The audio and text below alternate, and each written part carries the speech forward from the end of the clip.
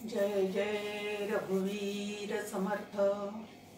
गणेश शारदा चैव सद्गुरु सज्जनस्तथा आराध्य दैवतं गुह्यं सर्वमे रघुनंदन। कृपा कटाक्षाची ये किरणे मोह समुद्राचे आटणे। घडे जय त्या श्रीकृष्णे वंदू तया ते श्रीराम। जयांचे करिता स्मरण होय सकल विद्यांचे अधिकरण। ते वंदूया श्री चरण श्री गुरूंचे। जय जय रघुवीर समर्थ। गुरुर्ब्रह्मा गुरुर्विष्णू गुरुर्देवो महेश्वरा।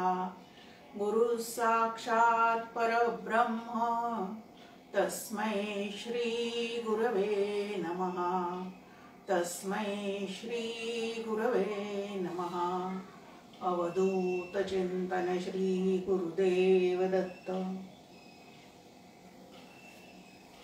आनंद योगी परमपूज्य डॉक्टर काकांना तसेच श्रद्धेय मंदाताईंना मनपूर्वक वंदन करते। दत्त जयंती निमित्त श्रवण करण्यासाठी जमलेल्या सर्व दत्त साधकांना मनपूर्वक अभिवादन करते आणि दत्तात्रयाच्या चरणी एक चिंतन पुष्प समर्पित करण्याचा अल्पसा प्रयत्न करते। दत्त जयंती उत्सव चालू आहे। आज दत्त जयंती आहे आणि म्हणून आपण चिंतनासाठी जो विषय निवडलेला आहे तो आहे दत्तात्रयांची आरती। जी आरती एकनाथ महाराजांनी लिहिलेली आहे आणि आपण सर्वजण ती आरती नेहमीच म्हणत असतो।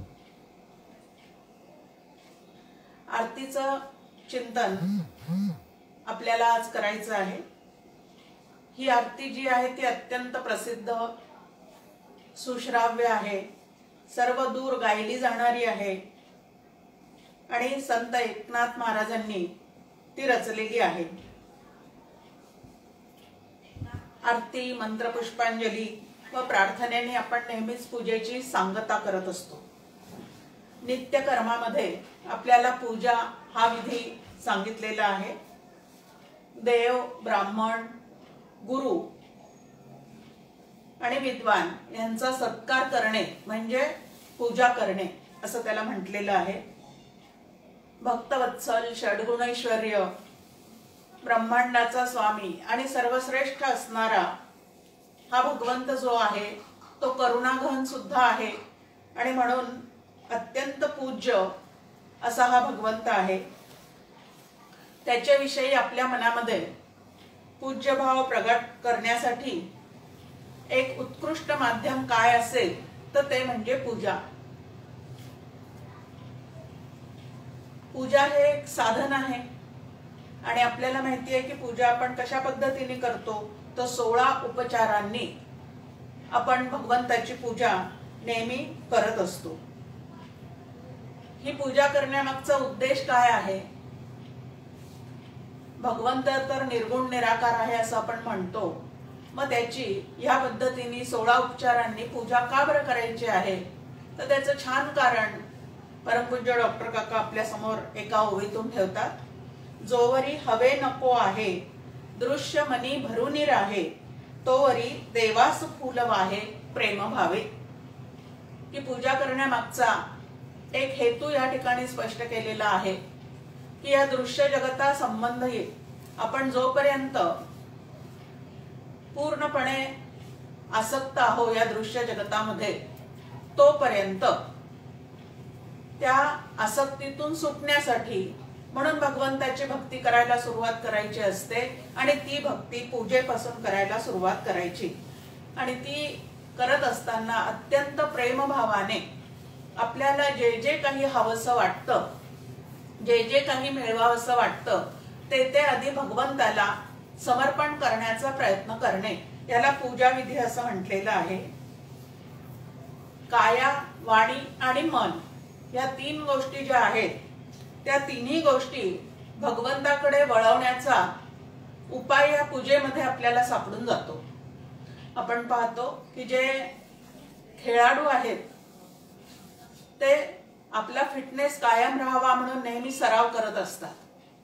जसं जे गायक आहेत ते कायम रियाज करत असतात, तसं जो स्वतःला भक्त समजतो, साधक समजतो, उपासक समजतो, त्यांनी सुद्धा रोज आपलं काया, वाणी आणि मन भगवंताकडे लावण्याचा प्रयत्न करायला पाहिजे आणि त्यालाच या ठिकाणी पूजा असं म्हटलेलं आहे.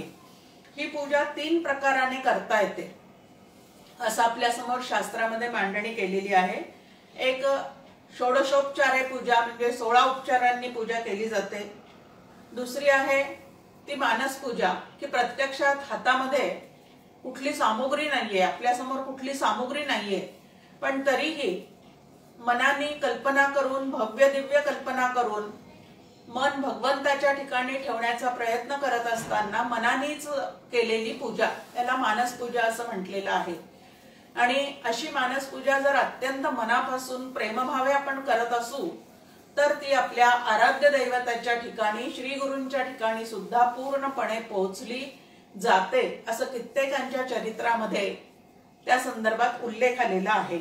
आणि त्यानंतर तिसरी सांगितलेली आहे ती परापूजा. आता परापूजा म्हणजे जो निर्गुण निराकार परमात्मा आहे त्याची पूजा आपण कशी बांधू शकतो, तर खूप सुंदर पद्धतीने आद्य शंकराचार्यांनी निर्गुण मानस पूजा नावाचं स्तोत्र लिहिलेलं आहे. आणि त्यामध्ये आपले 3 गुण, 3 अवस्था, आपले सर्व इंद्रिये त्याच्या ठिकाणी समर्पित करत करत मनानेच पूर्ण मनोभावे त्याला आपलं काया, मन, वाणी समर्पित करण्याचा प्रयत्न त्याला परापूजा असं म्हटलेली आहे. सगुणाचे ने आधारे निर्गुण पाविजे निर्धारे, सारासार विचारे संत संगे असं समर्थ सुद्धा आपल्याला सांगतात की सगुणाचा आधार घेत घेत आपल्याला सर्वांना कुठपर्यंत पोहोचायचं आहे तर निर्गुणापर्यंत पोहोचायचं आहे. आणि तो आधार घेत असताना अगदी पहिलं साधन जर आपल्या हातात कुठलं असेल तर ते म्हणजे षोडशोपचारे त्या भगवंताची पूजा करायची. 16 उपचार सांगणारा एक श्लोक आपल्या समोर आहे.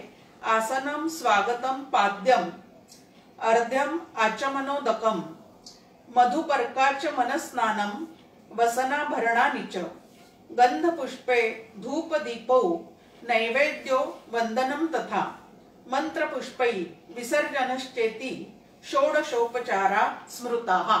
या पद्धतीने 16 उपचार आवाहन, आसन, पाद्य, अर्घ्य, आचमन, स्नान, वस्त्र, यज्ञोपवीत, गंध, पुष्प, अलंकार, नैवेद्य, तांबूल, प्रदक्षिणा, वंदन, स्तोत्र आणि निरांजन.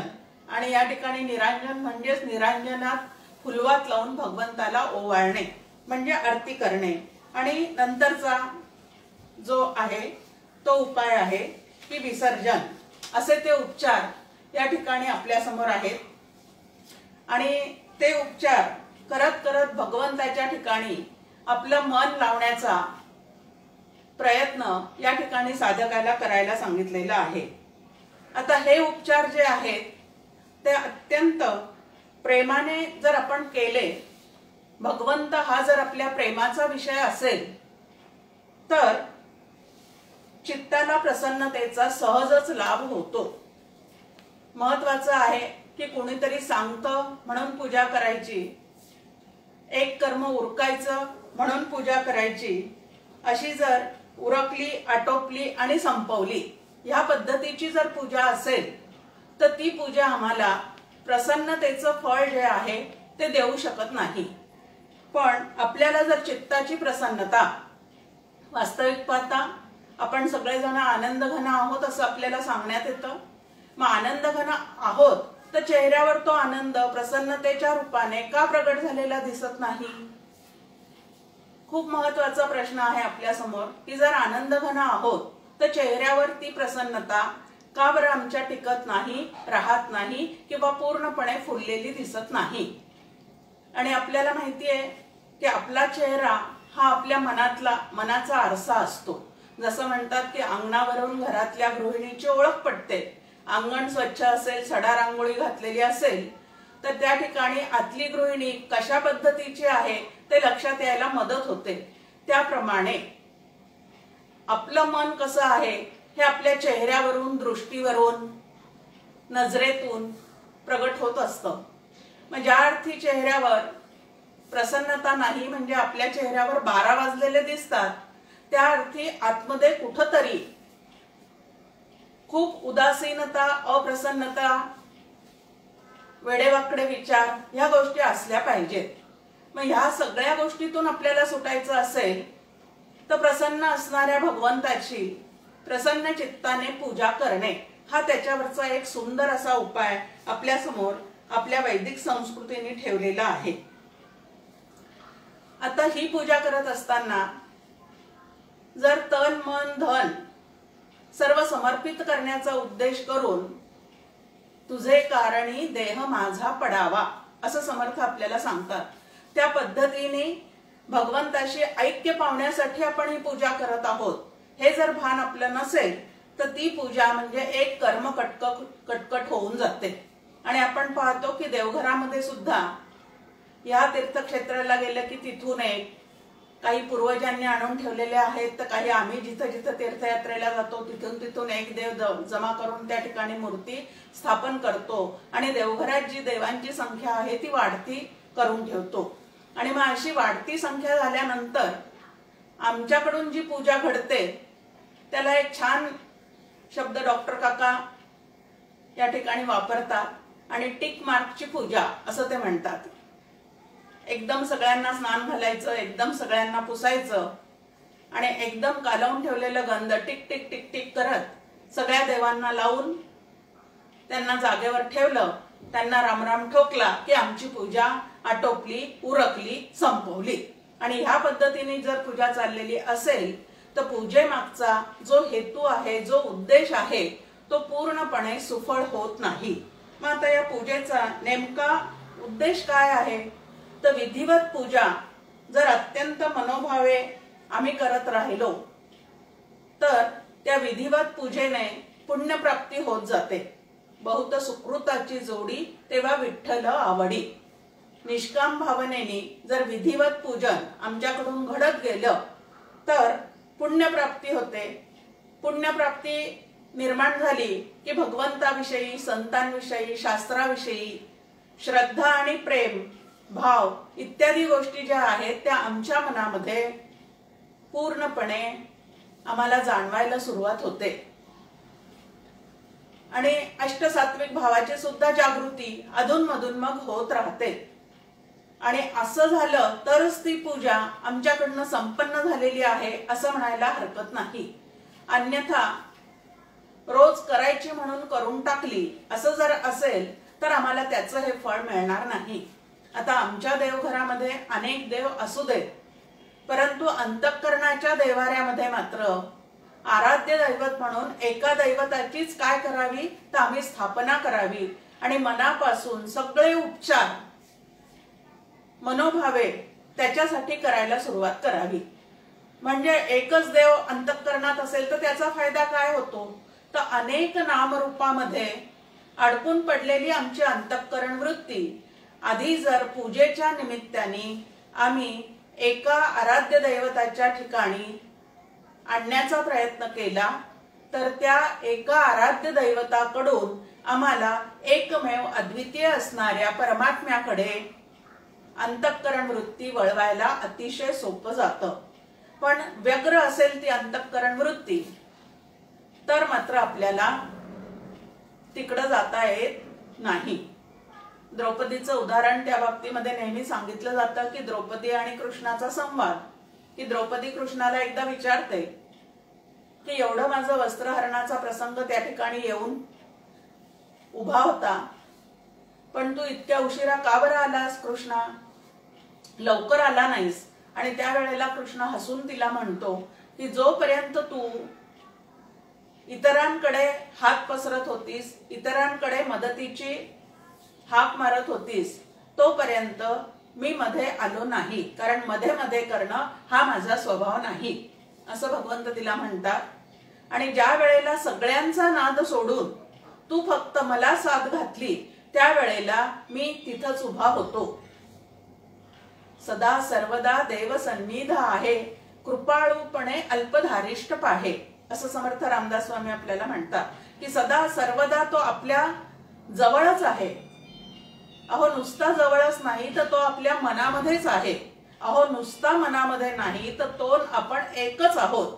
इथपर्यंत सगळ्या संतांनी आपल्याला त्या भगवंताशी असलेलं नातं जे आहे ते दाखवून दिलेलं आहे.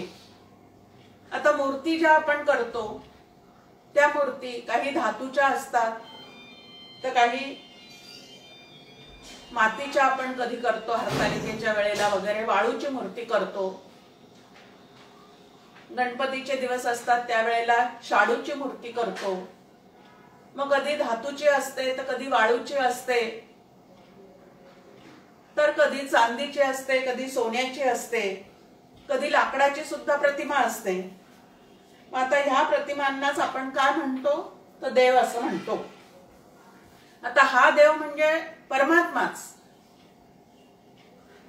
आपल्या अंतःकरणाच्या देव्हाऱ्यामध्ये पूर्णपणे व्यापून असणारा असा जो आत्माराम आहे तोच खरा देव आहे.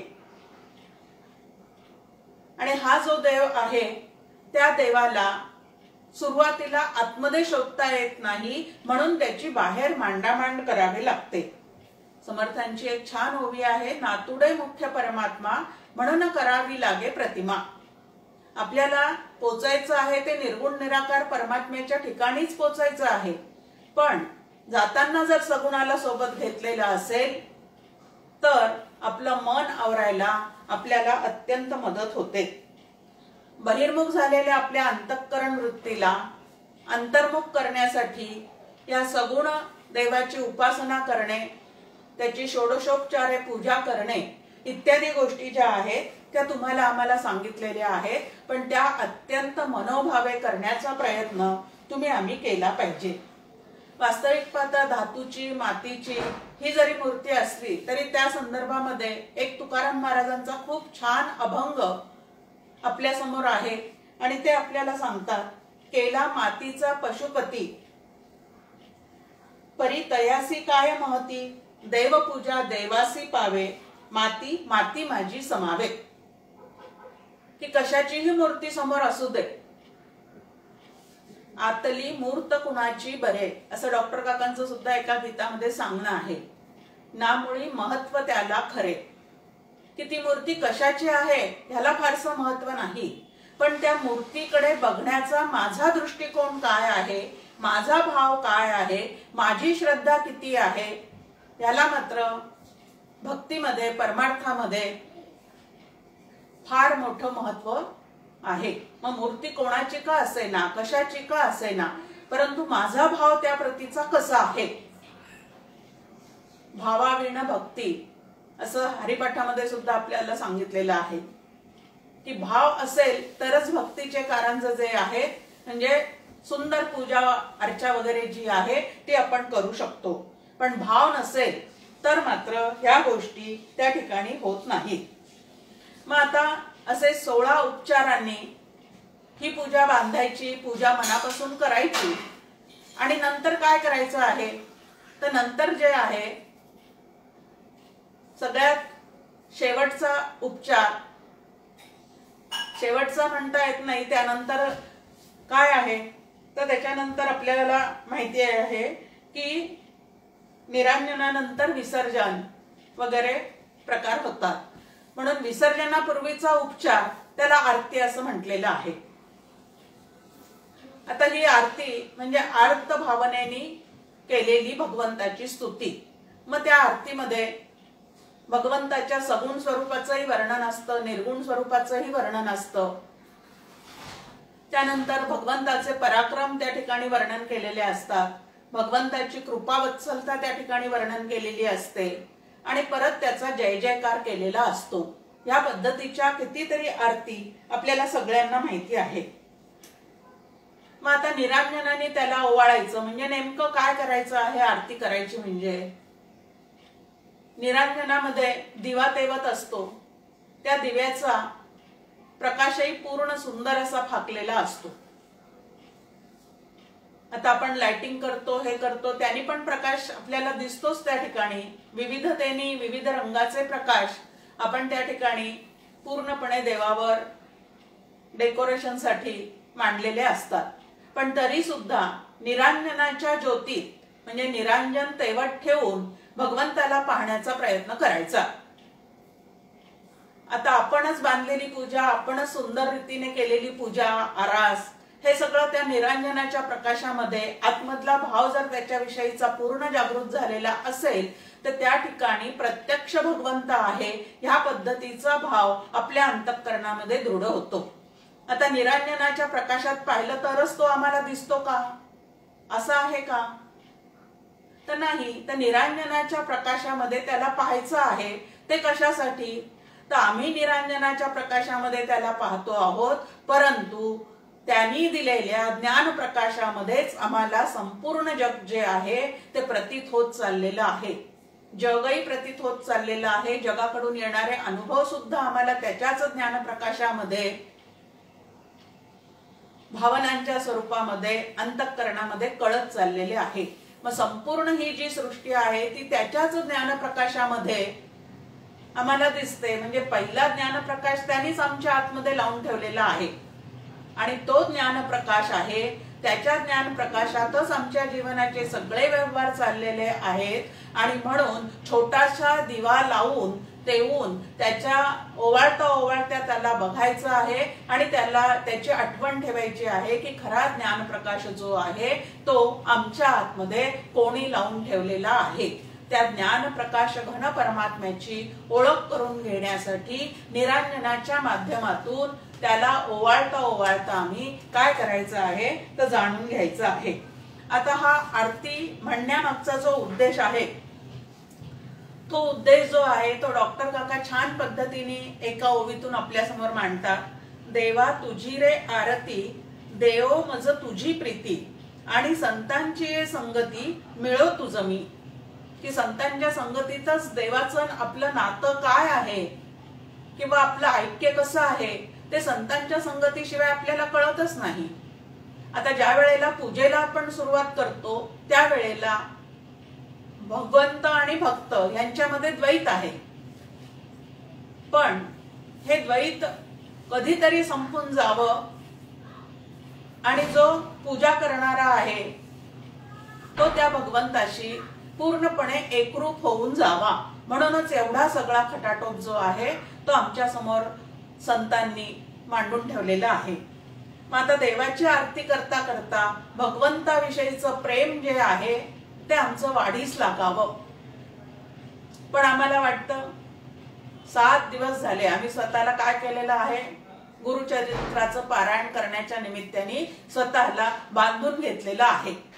आता हे जरी बंधन वाटत असलं तरी ह्या बंधनातूनच आमच्या मुक्तीची व्यवस्था होत असते आणि एरवी अत्यंत स्वतंत्रपणे जेव्हा आम्ही वागत राहतो त्यावेळेला मात्र आम्ही नको त्या बंधनामध्ये अडकत पडतो। अशी ही उलटा सुलट या ठिकाणी आहे की भगवंताच्या नावाने त्याचे पारायण करत असताना पूजा करत असताना आम्हाला ते सुरुवातीला जरी बंधन वाटत असलं तरी ह्या बंधनात जर आम्ही काही कालावधी घालवला तरच आम्हाला पुढे मुक्ततेचा आनंद मिळणार असतो। आणि म्हणून इथं की देवा तुझी प्रीती माझ्या अंतःकरणाला लागू दे। बाकी अनेक गोष्टीविषयी आपल्याला प्रेम वाटतं, खरं तर प्रेम करणं हा माणसाचा सहज स्वभाव आहे आणि असं म्हटलं जातं की निर्गुणाच्या ठिकाणी आनंद असतो आणि सगुण परमात्मा जो आहे त्याच्या ठिकाणी विशुद्ध असणारं प्रेम असतं। म्हणजे सगुण जे आहे ते प्रेममय आहे आणि निर्गुण जे आहे ते आनंदमय आहे आणि या दोन्हीचीही तुम्हाला आम्हाला अत्यंतिक अशी गरज आहे। आता व्यवहारामध्ये आपल्याला वाटतं की आपण सगळे एकमेकांवर प्रेम करतो, पण ह्या प्रेमामध्ये सापेक्षता आहे. ह्या प्रेमामध्ये हक्क, जबाबदारी, समोरच्यानी माझ्यासाठी काहीतरी केलंच पाहिजे या तऱ्हेच्या अपेक्षा आहेत. आणि जिथं या अपेक्षा असतात त्या ठिकाणी अपेक्षा भंगाचं दुःख झाल्याशिवाय राहत नाही. माणसाला सतत प्रेम करावं, या प्रेमाची सहजच लहानपणापासून त्याला एक ओढ असते. मग आता हे प्रेम करत असताना कधी कोणी पोपट पाळूनही ते प्रेम व्यक्त करतं, कोणी कुत्रे पाळून ते प्रेम व्यक्त करतं. पण संत आम्हाला सांगतात की प्रेमाचा विषय फक्त एकच असावा आणि तो म्हणजे भगवंत. कारण भगवंतावर केलेलं जे प्रेम आहे ते प्रेम आम्हाला आमच्या स्वरूपापर्यंत घेऊन जाणारं आहे. त्या ठिकाणी आम्हाला आत्यंतिक आनंद असा प्राप्त होणार आहे. आणि भगवंतावर केलेल्या प्रेमातून कधीही प्रेमभंग होऊ शकत नाही.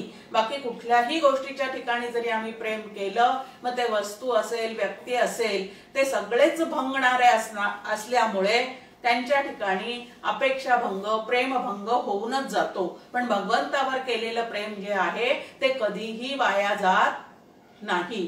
तर एका भगवंतावर प्रेम केलं की तो भगवंत हजारो व्यक्तींच्या माध्यमातून आम्हाला ते प्रेम जे आहे ते जणू काही परत करत असतो. मग आता प्रेमाचा विषय काय असावा, तर फक्त भगवंतच असावा. मग आपल्या अंतःकरणातील भगवंताविषयीचं भाव, प्रेम, श्रद्धा हे वाढीस लागण्यासाठी आपल्याला ही षोडशोपचारे पूजा जी आहे ती सांगितलेली आहे. आणि त्याच्यामधला आरती हा एक काय आहे, तर एक उपचार आहे. आता वाणीने आरती म्हणायची असते, डोळ्याने भगवंताचं रूप जे आहे ते निहाळायचं असतं आणि मनाने आरतीतले जे शब्द आहेत त्याच्या अर्थाशी तद्रूप व्हायचं असतं. आणि ह्या पद्धतीने जर आमची आरती चाललेली असेल तर आम्हाला त्या भगवंताचं समग्र आकलन व्हायला, संपूर्ण आकलन व्हायला वेळ लागणार नाही. पण हातात निरांजनाचं ताट असतं आणि डोळे आमचे जे आहेत ते टीव्हीकडे पाहत असतात. मुखाने आम्ही आरती म्हणत असतो, पण तितक्यात जर मोबाईल वाजला तर सगळं कान जे आहेत ते आमचे तिकडं धावत जातात की कोणाचं आहे, कसं आहे, अर्जंट काम होतं का. आता खरं तर 5-10 मिनिटांनी काहीही फरक पडणार नसतो. पूर्वीच्या काळी काही मोबाईल होते का, नव्हते. पण आता ते मोबाईल आल्यामुळे परमपूज्य डॉक्टर काका त्याला गमतीने कर्णपिशाच्च असं म्हणतात की हे कर्णपिशाच्च आमच्या मागे लागलेला आहे.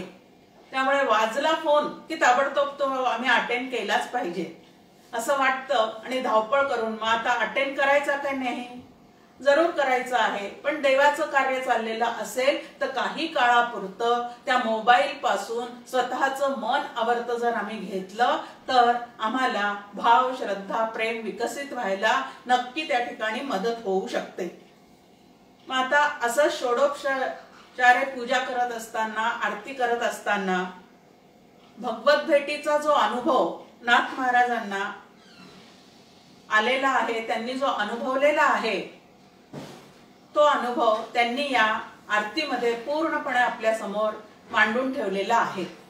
की आरती करता करता भगवंताला मारलेली हाक त्याच्या कानापर्यंत कशी पोहोचली आणि श्री गुरूंच्या कृपेमुळे मला त्या आराध्य दैवताचा म्हणजे दत्ताचा कसा अनुभव आला हे त्यांनी या आरतीमध्ये आपल्या समोर छान पद्धतीने सांगून ठेवलेलं आहे.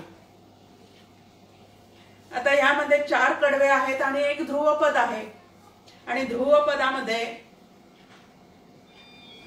4 कडवे आणि ध्रुवपद यामध्ये ही आरती जी आहे ती नाथ महाराजांनी सुंदर तऱ्हेने गुंफलेली आहे. जयदेव जयदेव जय श्री गुरुदत्ता, आरती ओवाळिता हरली भवचिंता. दत्त हे त्यांचं आराध्य दैवत आहे. दत्त जे आहेत ते जगद्गुरु आहेत आणि त्यांचा 2दा जय जयकार या ठिकाणी केलेला आहे. आपण पाहतो कुठलाही मंत्र ज्या वेळेला आपण पाहतो, आता श्रीराम जय राम जय जय राम हा मंत्रही आपण ज्या वेळेला पाहतो त्यावेळेला श्रीराम म्हणजे पहिला राम जो आहे तो श्रीने युक्त आहे, म्हणजे सीतेसह असणारा राम आहे. दुसऱ्या रामाचा जय जयकार एकदा केलेला आहे, श्रीराम नंतर जयराम. एकदा त्याचा जय जयकार केला, कारण हा राम जो आहे तो ईश्वराचा अवतार आहे. आणि तिसरा राम जो त्या ठिकाणी म्हटलाय त्याचा दोनदा जय जयकार केलेला आहे, श्रीराम जयराम जय जयराम. मग आता दोनदा जय जयकार करण्याचं कारण काय आहे, तर सर्वात श्रेष्ठ सर्व अवतारांचं ईश्वराचं अधिष्ठान असणारं असं जे ब्रह्म नावाचं तत्व आहे तेच या दत्तात्रयाचं मूळ स्वरूप आहे. आणि म्हणून जयदेव जयदेव जय श्री गुरुदत्ता तीनदा त्या ठिकाणी त्यांनी त्याचा जय जयकार केलेला आहे. आणि ध्रुवपदातच स्वतःचा एक अनुभव या ठिकाणी ते आपल्याला सांगून ठेवतात की आरती ओवाळिता हरली भवचिंता. की या भवचिंतेने तुम्ही आम्ही सगळेजण ग्रासलेले आहोत, त्रस्त झालेले आहोत. चिंतेचं ग्रहण जे आहे ते तुम्हाला आम्हाला गृहस्थाश्रमी लोकांना कायमचं लागलेलं आहे. आणि त्या ग्रहणातून जर आपली सुटका करायची असेल तर आपल्याला तन मन धनाने परमेश्वराशी तद्रूप होण्याचा प्रयत्न केला पाहिजे. आणि असा प्रयत्न ज्या वेळेला आपण करतो त्यावेळेला नाथ महाराज म्हणतात हरली भवचिंता. आता जसं आम्हाला कळायला लागलेलं आहे तसं देवाचं काहीतरी तुम्ही आम्ही करत चाललेले आहोत. पण आतापर्यंतचा जर आपण अनुभव पाहिला, स्वतःकडे जर डोकावून पाहिलं तर खरोखरी संसाराची चिंता माझ्या मनातून गेलेली आहे का हो? पूर्ण चिंता मिटलेली आहे का? मी चिंतामुक्त झालेला आहे का? ह्याचा जर आपण थोडासा आत डोकावून पाहून प्रयत्न केला तर असं लक्षात येतं की काहीही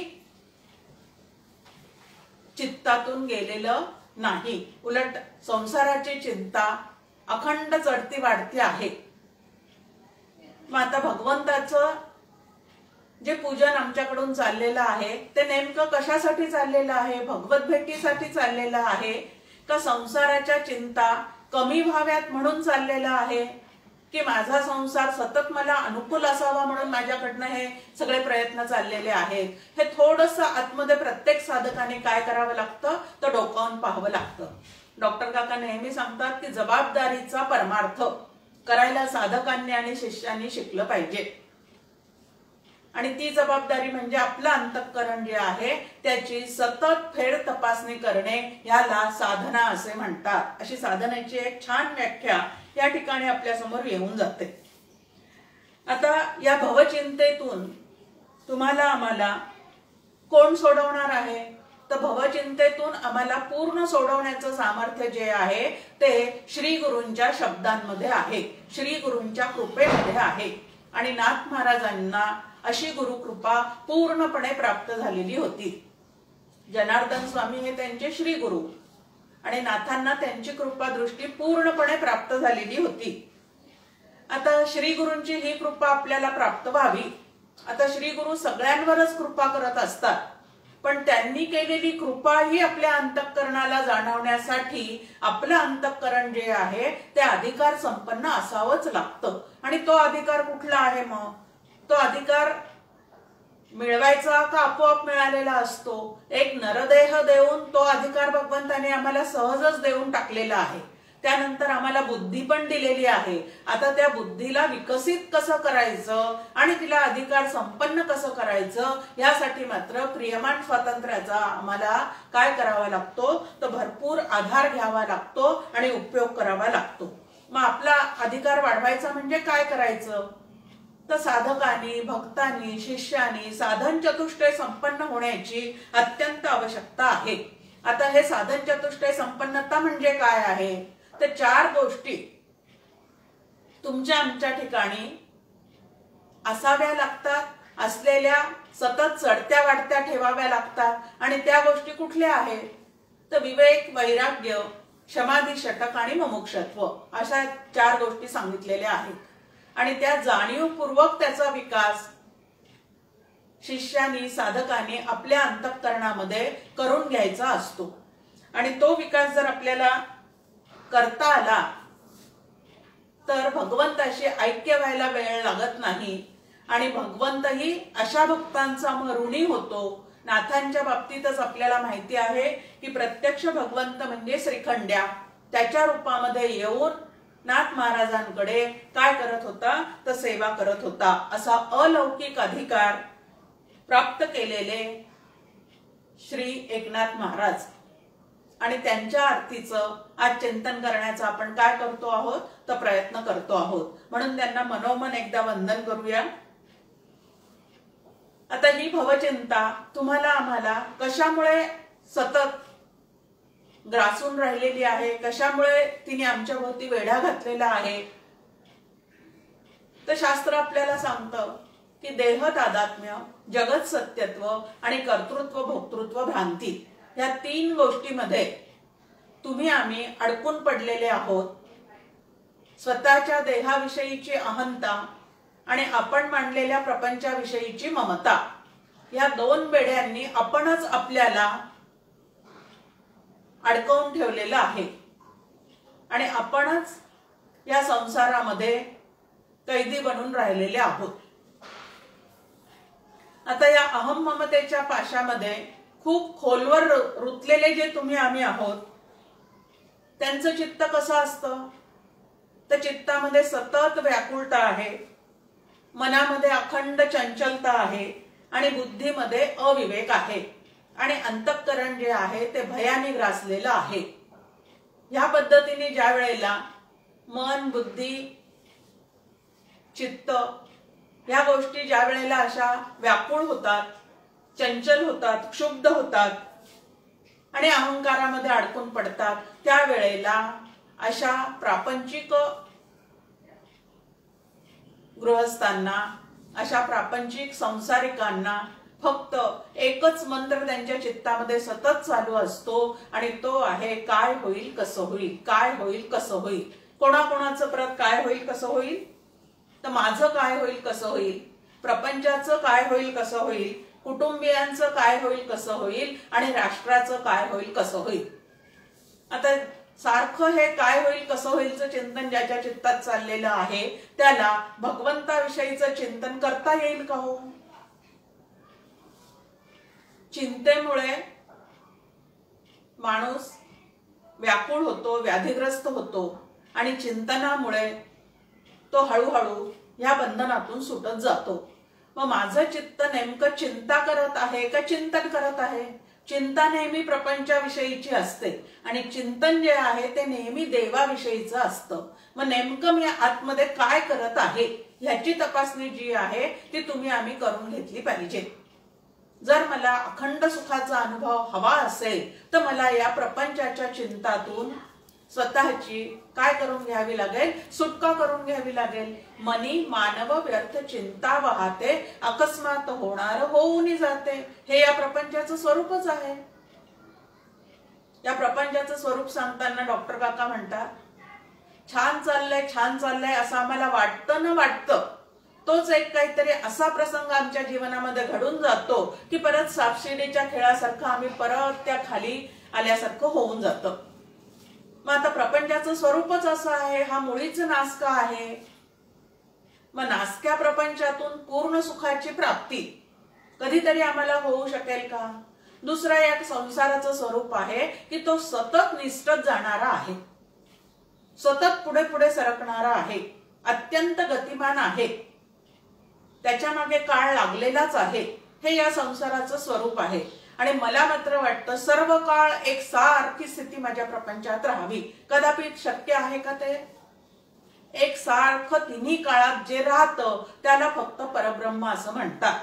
ते तिन्ही काळामध्ये बाधित होत नाही, ते एक सारखं असतं, कायमचं असतं आणि आनंदरूप असतं। असं फक्त एकच तत्व आहे, त्यालाच वाच्यार्थानी दत्त आणि लक्षार्थानी ब्रह्म असं म्हणतात। मग तुम्हाला आम्हाला जर यातून सुटायचं असेल आणि अखंड आनंद जर चित्ताला हवा असेल तर अशा परमात्म स्वरूप असणाऱ्या दत्ताला धरून राहा, दत्तात्रयाचं चिंतन करा आणि या प्रपंचाच्या चिंतेतून स्वतःला मोकळं करून घ्या। हा उपाय या ठिकाणी आपल्या समोर आहे। आता या संसार समुद्रातून आम्हाला तरुण जायचं असेल, या चिंतेतून आम्हाला आमचं मन पार करून घ्यायचं असेल तर उपाय काय आहे? त्याला उपाय फक्त एकच आहे, श्री गुरूंनी दिलेलं जे त्रिधारी शस्त्र आहे। आता कुठलं त्रिधारी शस्त्र हा संसार रूपी शत्रू मारायला त्यांनी आमच्या हातात दिलेला आहे। नाम आहे, ध्यान आहे आणि तत्वज्ञानाचा अभ्यास आहे, त्याला त्रिधारी शस्त्र असं म्हटलेलं आहे। आणि अशा 3 गोष्टी श्री गुरूंनी आमच्या हातात दिल्यानंतरही आम्ही त्या न करता जर संसाराची चिंताच वाहत असू तर याचाच अर्थ त्या श्री गुरूंनी दिलेल्या साधनांवर आमचा विश्वास नाही। प्रपंचामध्ये प्रत्येक व्यक्तीचं जे व्हायचं ते तसंच ठरलेलं आहे।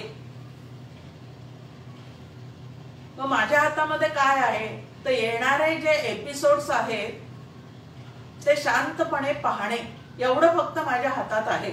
आणि ते न करता मी जर त्यामध्ये सारखं बदलाबदल करण्याचा प्रयत्न करत असेल तर माझं कुठंतरी काहीतरी चुकतं आणि मग असं वाटतं की इतके प्रयत्न करून सुद्धा हाताला मात्र काहीच लागलेलं नाही। आणि अशी आमची फजिती होऊ नये असं जर आम्हाला वाटत असेल तर या संसार शत्रूला नामोहरण करण्याचं सामर्थ्य कोणामध्ये आहे तर सद्गुरूंमध्ये आहे। मज हृदयी सद्गुरू, ज्ञानेश्वर माऊलींची ओवी आहे की माझ्या हृदयात सद्गुरू आहे आणि तेने तरिलो संसार पुरू। या संसारपुरातून मी पूर्णपणे बाजूला निघून गेलेलो आहे। ते कशामुळे आहे तर सद्गुरूंमुळे आहे। आता हे सद्गुरू जे आहेत ते नुसते करून मी थांबलो आहे का त्यांनी दिलेलं साधन अंतःकरणामध्ये दृढतेने धरून ठेवलेलं आहे तर मज हृदयी सद्गुरू की हृदयामध्ये त्यांनी दिलेलं साधन जे आहे ते प्राणपणाने जपलेलं आहे आणि मनापासून करत आहे। त्यामुळे या संसार सागरातून मी तरुण गेलो आहे अशी साक्ष कोण देतं तर असं ज्ञानेश्वर माऊली आपल्याला सांगतात। मग इथं सुद्धा म्हटलेलं आहे की श्री गुरु कृपेनेच आपल्याला हे बल प्राप्त होतं। अंतःकरणाला, मनाला एक वेळ स्थूल शरीर आपलं कृश असेल तर चालतं, त्याला काही व्याधी निर्माण झाल्या तरी हरकत नाही, पण मन जे आहे ते मनोबल जर आपलं कमी पडलं तर मात्र या संसारामध्ये आपली फजितीच फजिती होते। आणि म्हणून पूजा, अर्चा, आरती या सगळ्या उपचारांनी आपल्याला नेमकं काय साधायचं आहे तर आपलं मनोबल जे आहे ते सतत वाढवण्याचा प्रयत्न करायचा आहे। कारण प्रपंचातल्या घटनांनी आणि प्रापंचिकांच्या संगतीमुळे फक्त मनाचं खच्चीकरणच होतं। मग मनोबल वाढवण्याचं सामर्थ्य श्री गुरूंमध्ये आहे आणि देवामध्ये आहे आणि म्हणून त्यांना धरून राहायचं आणि आपलं मनोबल जे आहे ते वाढवण्याचा प्रयत्न करायचा आहे। आता ह्या पद्धतीने मनापासून श्री गुरूंनी दिलेलं साधन करत करत नाथ महाराज म्हणतात की त्यामुळे मला काय काय प्राप्त झालेलं आहे तर श्री गुरु कृपेने मला दत्त दर्शन झालेलं आहे। श्री गुरु कृपेने मला दत्तांची प्रसन्नता लाभलेली आहे, त्यांचे आशीर्वाद मिळालेले आहेत आणि अशा तऱ्हेचं एक भाग्य माझ्या पदरी त्यांनी दिलेलं आहे की जिकडं माझी नजर जाईल तिकडं मला फक्त दत्तच दिसत आहे। म्हणजे दत्ताचं ध्यान माझ्या चित्तामध्ये सहजतेने अखंड चाललेलं आहे। एवढी कमाई त्यांना मनापासून केलेल्या साधनेमुळे प्राप्त झालेली आहे। आणि म्हणून त्या दत्तात्रयांचं ते वर्णन आता करत आहे पहिल्या कडव्यामध्ये की त्रिगुणात्मक त्रयमूर्ती दत्त हा जाणा, नेती नेती शब्द नये अनुमाना, सुरवर मुनिजन योगी समाधी नये ध्याना। आता या ठिकाणी त्रिगुणात्मक त्रयमूर्ती असा उल्लेख करून सगुणाचा उल्लेख केलेला आहे आणि नेती नेती शब्द नये अनुमाना या शब्दांच्या द्वारे निर्गुणाचा उल्लेख केलेला आहे। आणि पुढे म्हणतायत की देव देवता, मुनिजन, योगी हे सगळे जण अशा दत्तात्रयाला जाणून घेण्यासाठी ध्यान करतात, समाधी लावण्याचा प्रयत्न करतात, पण तरी सुद्धा त्यांना दत्तात्रयाचं पूर्ण स्वरूप आकलन होत नाही। पण गुरु कृपेने नाथ महाराजांना मात्र समग्र दत्ताचं दर्शन झालेलं आहे।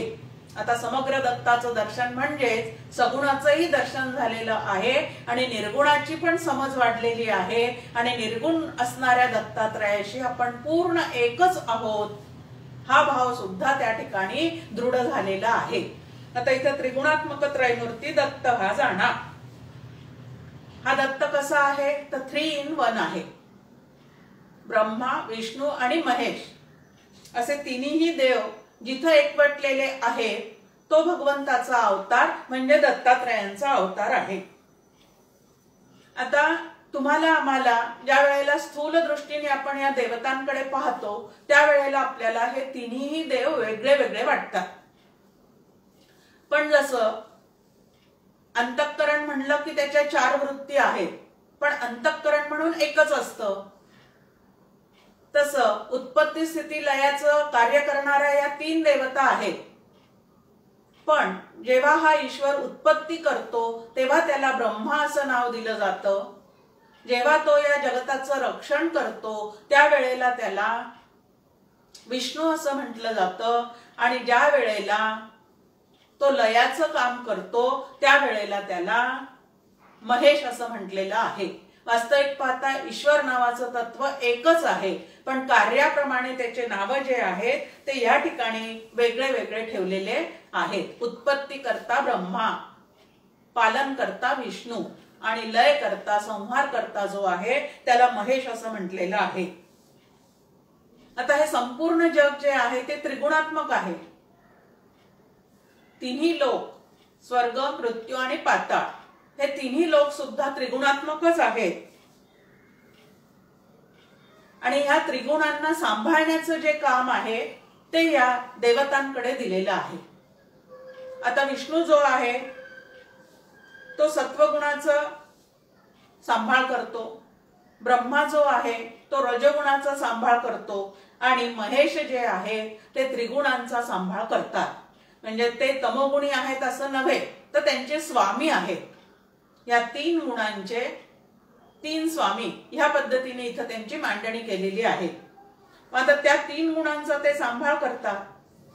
या तिन्ही गुणांचा जगत पालन करत असताना किंवा या जगताचं चक्र चालू ठेवण्यासाठी म्हणून तिन्ही गुणांचा उपयोग करावा लागतो ईश्वराला. आणि मग ते गुण त्या पद्धतीने सांभाळण्याचं कार्य जे आहे ते त्यांनी ह्या पद्धतीने विभागून दिलेलं आहे किंवा त्या गुणाच्या वेळेला त्यांना ते नाव त्या ठिकाणी दिलेलं आहे. पण ईश्वर रूप असणारा असा जो दत्त आहे तो शुद्ध सत्वात्मक आहे आणि हे तिन्ही गुण जे आहे ते त्याच्या स्वाधीन आहेत. आणि सामान्य जे तुम्ही आम्ही आहोत आपण मात्र ह्या गुणांच्या अधीन आहोत. भगवंत ह्या गुणांचा स्वामी आहे आणि सामान्य माणूस जो आहे तो या 3 गुणांचा गुलाम होऊन राहतो आणि म्हणून सुख दुःख भोगत राहतो. आणि म्हणून अर्जुनाला काय उपदेश केलेला आहे भगवंतांनी भगवद्गीतेमध्ये, तू गुणत्रयाते अभ्वेरी मी माझे हे न करी एक आत्मसुख अंतरी विसंबजणी. की 3 गुणांचा उपयोग करून व्यवहार करायचा आहे, पण हे 3 गुण म्हणजे माझं स्वरूप आहे असं मात्र अजिबात समजायचं नाही. तर गुणातीत असणारं निर्गुण असं जे स्वरूप आहे ते आपलं स्वरूप आहे हे कायमचं तुम्ही आम्ही लक्षात घ्यायचं आहे. पण अज्ञानामुळे या गुणांनी बनलेला स्वभाव हेच आपलं स्वरूप आहे असं तुम्ही आम्ही समजतो आणि सुख दुःख जे आहे ते भोगत राहतो. वास्तविक पाहता आनंद हे आपलं स्वरूप असून सुद्धा मी सुखी मी दुःखी असा जीव जो आहे तो काय करत राहतो तर बरळत राहतो. आता असं बरळणं मला माझ्या ठिकाणी करायचं नसेल तर काय करावं लागेल, तर या सर्व सुख दुःखांच्या भोगातून मला सुटण्यासाठी 3 शिरे 6 हात असा असलेला जो त्रैमूर्ती दत्त आहे हा ईश्वरच असून त्रैलोक्य पालक आहे असं लक्षात ठेवून ज्या वेळेला तो या त्रैलोक्याचं पालन करतो तेव्हा माझा जो छोटासा संसार आहे त्याचा पालन करता सुद्धा तोच आहे असं लक्षात ठेवून संसाराविषयीची चिंता जी आहे ती आपल्या चित्तातून आपण काय करावी तर घालवण्याचा प्रयत्न करावा. आता हा दत्त म्हणजे दिलेला, दत्त म्हणजे प्रसाद. डॉक्टर काकांची एक छान ओवी त्याच्या संदर्भात आपल्या समोर आहे. जो अनसुयेचा सूत अत्रींचा जो दत्त देहत्रयाते अलिप्त 8वा ध्यानी. की कुठल्या दत्तात्रयाचं मला ध्यान करायचं आहे, तर हा कोणाच्या पोटी आलेला आहे, तर असं म्हणतात की त्याला मात्या पित्याचं सुख अनुभवायचं होतं म्हणून परमेश्वराने अनुसूया आणि अत्री यांच्या पोटी जन्म घेतलेला आहे। आता या दोघांच्या नावामध्येच डॉक्टर काका म्हणतात सगळी किमया आहे की प्रसन्न असणारा दत्त त्यांच्या पोटी आला। मग आई काय आहे? अनसूया, जिच्या चित्तामध्ये असूया नावाची गोष्ट अजिबात नाही, ईर्ष्या मत्सर द्वेष ह्या गोष्टी जिला स्पर्श सुद्धा करत नाही अशी अनुसूया। आणि अत्री म्हणजे 3 गुणांच्या पलीकडे गेलेला, 3 अवस्थांच्या पलीकडे गेलेला असा जो आहे तो अत्री महामुनी। आणि ह्यांच्या पोटी काय आहे तर दत्त बालक रूपाने त्या ठिकाणी प्रगट झालेले आहेत। आणि ते दत्तात्रय सुद्धा कसे आहे तर देहत्रयाते अलिप्त। आता माझा जो स्वामी आहे, माझं जे आराध्य दैवत आहे ते देहत्रयाते अलिप्त आणि मी मात्र 3 देहामध्ये लिप्त, देहामध्ये लिप्त, अंतःकरणामध्ये लिप्त, मला होत चाललेल्या ज्ञान अज्ञानामध्ये लिप्त। माझा लिप्त मी आणि माझा देव अलिप्त, हे कसं काय बरोबर जमणार आहे का? नाही जमणार। मग जसा माझा देव तसं मी होऊन राहण्याचा प्रयत्न करणे ह्याला खरी पूजा असं म्हणतात। म्हणून ही षोडशोपचारे पूजा करता करता भगवंताची पुढची पूजा मला कशी करायची आहे तेही तुम्ही आम्ही काय केलं पाहिजे तर लक्षात घेतलं पाहिजे। आणि असा भगवंत जर सतत चित्तात ठेवला, मी तसं होण्याचा प्रयत्न केला, समर्थ रामदास स्वामी आपल्याला म्हणतात दास म्हणे रघुनाथाचा गुण घ्यावा, नाम घ्यावं तितकंच महत्वाचं आहे, त्याचा गुण घ्यावा। तसं या दत्तात्रयाचे गुण घेण्याचा मी प्रयत्न करायचा, म्हणजे तो जसा 3 देहापासून अलिप्त आहे तसा माझ्या ठिकाणी मला भासमान होणाऱ्या देहापासून, त्याच्या अभिमानापासून मला जर अलिप्तता साधता आली तर त्याच्या इतकीच प्रसन्नता माझ्या चित्ताला सुद्धा प्राप्त होणार आहे। पुढे नाथ महाराज म्हणतात की शब्दांच्या राशी असणारे असे जे वेद आहे त्या वेदांना सुद्धा त्याचं वर्णन करताना सगळे शब्द जे आहे ते अपुरे पडलेले आहेत आणि संपूर्ण दृश्य जगतातला एकही पदार्थ त्याच्यासारखा नाही, न इति असं सांगूनच ते थांबलेले आहेत। की या भगवंताचं वर्णन कसं शब्दांच्या साह्याने तुमच्या समोर करायचं तर दृश्य जगतातला एकही पदार्थ घेऊन आपल्याला असं दाखवता येत नाही की भगवंत असा आहे। आणि म्हणून न इति म्हणून ते सुद्धा थांबलेले आहेत। वास्तविक पाहता ज्या मूर्तीची आपण पूजा करणार आहोत, आज जन्म करणार आहोत, ती मूर्ती दत्तात्रयांची कशी आहे तर जड आहे, म्हणजे कुठल्या तरी धातूची, लाकडाची वगैरे बनलेली आहे। पण या मूर्तीच्या मागे काय आहे तर अवताराची कथा आहे। ती अवताराची कथा आत्ताच आपण पाहिली की तो अत्री आणि अनुसयेच्या पोटी जन्माला आलेला आहे। आणि असा जो दत्त आहे तो सगुण साकार रूपाने काही काळपर्यंत अवतीर्ण होऊन राहिलेला आहे। मग मूळचा हा कोणाचा अवतार होता तर ईश्वराचा आहे। म्हणजे सगुण साकार असणारा दत्तच सगुण निराकार ईश्वर सुद्धा आहे आणि त्याचं अधिष्ठान असणारं जे ब्रह्म नावाचं तत्व आहे ते निर्गुण निराकार ब्रह्म सुद्धा या दत्तात्रयांचंच एक पूर्णपणे स्वरूप आहे। हे तुम्ही आम्ही काय करायचं आहे तर जाणून घ्यायचं आहे। या ठिकाणी खूप छान शब्द पहिल्याच कडवात आपल्या समोर आलेला आहे, त्रिगुणात्मक त्रैमूर्ती दत्त हा जाणा। आता हा म्हणण्याच्या मागे काय हेतू आहे? हा जाणा म्हणजे हा आपण कोणाला म्हणतो जो अत्यंत जवळ आहे त्याला आपण हा असं म्हणतो। मग हा दत्त कुठं आहे तर तुमच्या आमच्या अत्यंत जवळ आहे असं या ठिकाणी त्यांनी आपल्याला सूचित केलेलं आहे। तदेजती तन्नेजती असं ईशा उपनिषद सुद्धा आपल्याला सांगतं। तुम्ही ज्या पद्धतीचा त्याच्याविषयी भाव कराल, तो दूर आहे म्हणाल तर तो तुमच्यापासून दूरच राहील, आणि तो जवळ आहे, इतका जवळ आहे की माझ्या अंतःकरणातच व्यापून आहे असा भाव ठेवाल तर अस्ति इथं उपलब्धव्यो, की तो आहे असं म्हणायला शिका, तसा भाव करायला शिका, तर तो तुमच्या आमच्या अंतःकरणातच पूर्णपणे प्रगट होऊन जाईल। म्हणून मुनिजन जे आहेत ते ह्या देवाचं म्हणजे सगुण निर्गुण उभयरूप देवाचं अखंड चिंतन करतात आणि त्याला ध्यानात आणण्याचा प्रयत्न करतात। म्हणून तुम्ही आम्ही सुद्धा काय केलं पाहिजे तर गुरुकृपा संपादन करून त्याचं ध्यान लावण्याचा प्रयत्न केला पाहिजे।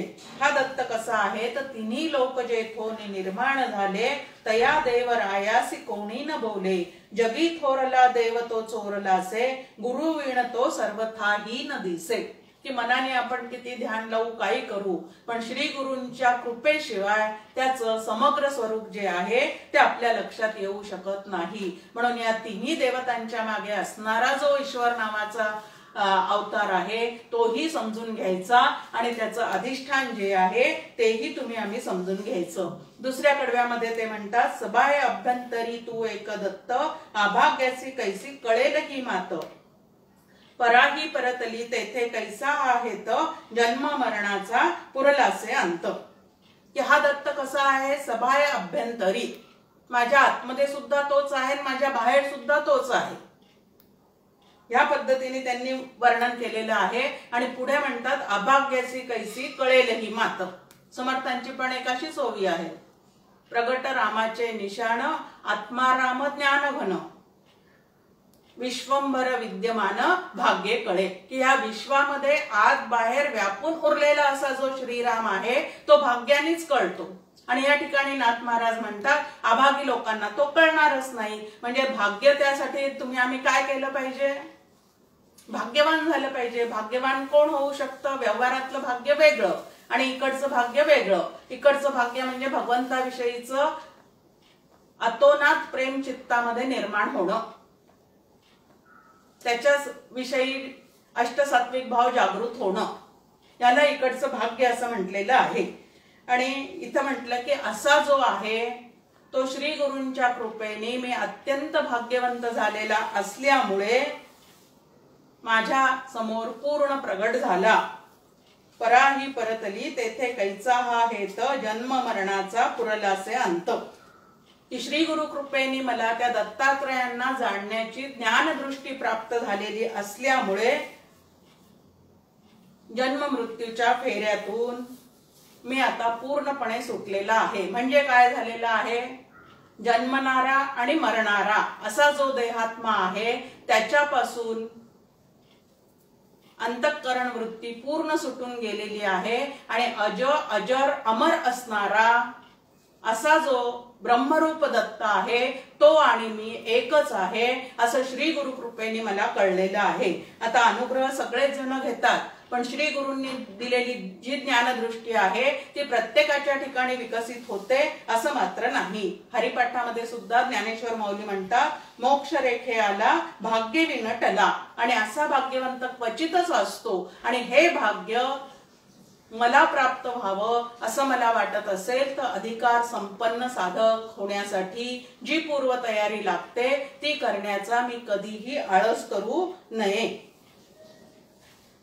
आता सभाय अभ्यंतरी तू एक दत्त हे जसं नाथ महाराज म्हणतात तसं त्रिभुवन संचलय विठ्ठले का असं तुकाराम महाराज म्हणतात, भरला घनदाट हरी दिसे असं ज्ञानेश्वर माऊली म्हणतात, आणि नभी वावरे जो अनुरेणुकाही रीता ठाव या राघवे विण नाही असा आपला अनुभव समर्थ रामदास स्वामी सुद्धा सांगतात। प्रत्येकाचं दैवत वेगळं आहे पण प्रत्येकाला आलेला ब्रह्मानुभव आहे तो मात्र पूर्णपणे एकच आहे। साधू दिसती वेगळाले परिते स्वरूपी मिळाले असं समर्थांनी आपल्याला सांगितलेलं आहे। आणि हा अनुभव त्यांच्या कृपेने मला आलेला आहे। त्या ठिकाणी तो अनुभव वर्णन करण्यासाठी माझ्याजवळ कुठलेही शब्द नाही। आणि म्हणून काय म्हटलेलं आहे, यतो वाचा निवर्तन्ते, पराही परतली तेथे कैचा हा हेत।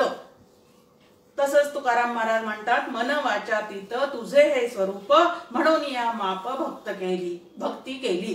की मन वाचेच्या पलीकडे मन ज्याची कल्पना करू शकत नाही, वाचा ज्याच्या विषयी शब्द उच्चारू शकत नाही असं त्या भगवंताचं स्वरूप केवळ श्री गुरु कृपेमुळे अनुभवाला येऊ शकतं।